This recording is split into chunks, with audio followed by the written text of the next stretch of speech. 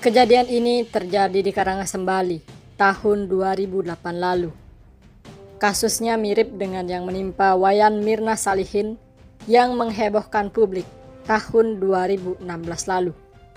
Bedanya, kejadian ini menimpa satu keluarga anggota polisi, Aibtu Ikomang Alit Srinata, warga Dusun Gamongan, Desa Tiing Tali, Kecamatan Abang, Karangasembali, bersama keluarganya, masing-masing istri korban, Nikadek Suti, 45 tahun, dan anaknya, Ikadek Sugita, 22 tahun, serta kerabatnya, Igede Sujana, 20 tahun. Pembunuhan itu dilakukan dengan membubuhi racun pada kopi dengan sianida. Bagaimana kronologinya? Pada tahun 2002 lalu, Ikomang Alit Srinata kenal dengan seorang pria bernama Iputu Suaka alias Keteg. Komang sendiri mengenal Keteg sebagai dukun yang bisa menyembuhkan penyakit. Kala itu, Komang sangat membutuhkan Keteg untuk menyembuhkan penyakit anaknya. Untuk membayar jasanya, Keteg dijanjikan bayaran 3 juta rupiah. Tetapi selama menjadi pasien, janji pembayaran 3 juta rupiah itu tak kunjung ditepati. Anak Komang sendiri sudah 5 tahun menjalani pengobatan oleh Keteg. Setiap pengobatan, Keteg hanya dibayar 50.000 rupiah.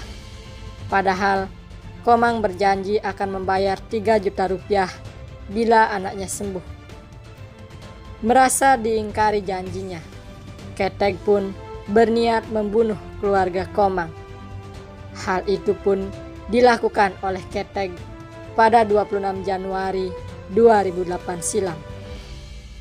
Saat itu, Keteg disuruh ke rumah Komang untuk mengobati anaknya. Keteg pun sudah bersiap-siap dengan bahan-bahan racun, salah satunya potasium sebagai bahan untuk sianida. Setibanya di rumah Komang, Keteg meminta Komang untuk membuat 5 gelas kopi. Keteg meminta agar kopi yang dibuat Komang dicampur obat yang ia bawa dan sebenarnya adalah sianida. Tetapi kepada Komang, Keteg tidak menjelaskan bahwa itu adalah racun, melainkan obat. Komang pun percaya dan mencampur racun itu ke kopi yang dibikinnya. Komang membuat 5 gelas kopi di dapur.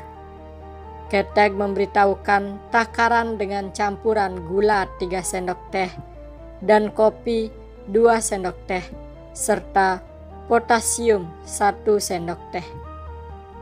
Maksud dari Keteg menggunakan potasium agar kopi itu menjadi pekat, dan jika dicampur dengan potasium, maka potasium itu tak akan terasa dan tidak menimbulkan kecurigaan bagi keluarga ini.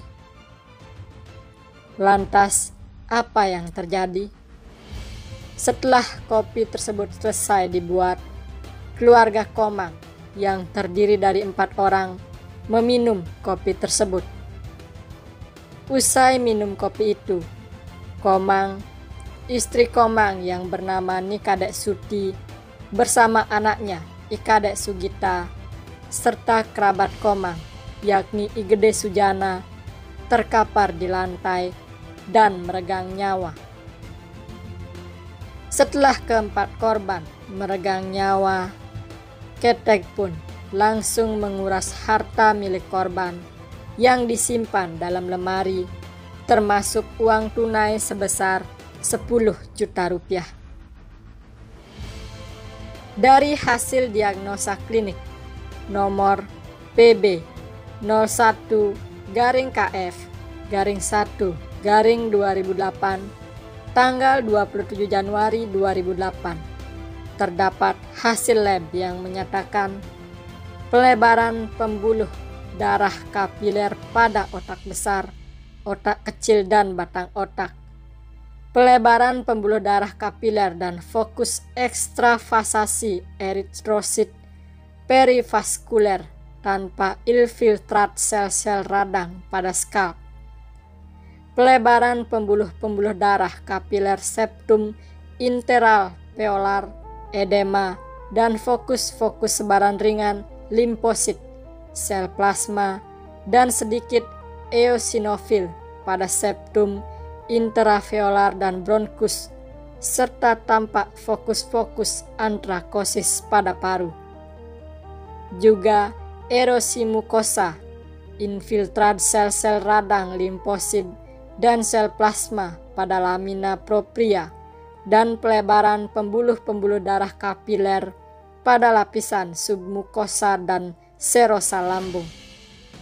Juga degenerasi lemak ringan, pelebaran sinusoid, dan fokus treaditis kronis pada hepar. Pankrealis, pelebaran pembuluh darah kapiler, glomerulus, dan interstitial ginjal. Pelebaran pembuluh darah kapiler pada miokardium dan perikardium jantung.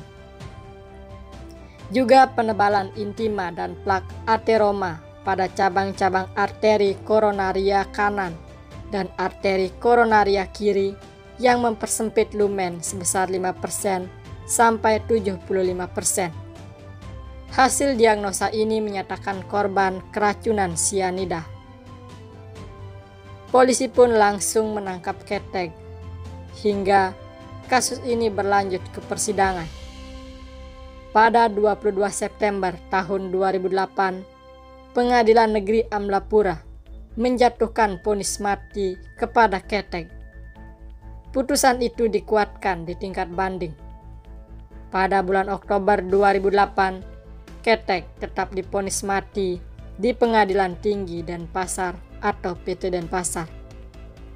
Tak terima dengan dua vonis itu, Keteg kemudian mengajukan upaya perlawanan ke tingkat kasasi di Mahkamah Agung. Hasilnya, pada tanggal 27 Januari tahun 2009, Mahkamah Agung memutus hal yang sama, yaitu tetap menghukum mati. Tak patah semangat, Keteg mencoba melakukan upaya peninjauan kembali atau PK. Hasilnya pun nihil. Dan pada 20 Juli tahun 2010, MA tetap menyatakan Keteg layak dihukum mati. Upaya hukumnya akhirnya terhenti setelah Presiden Joko Widodo juga menolak gerasinya, sehingga Keteg tetap dihukum mati.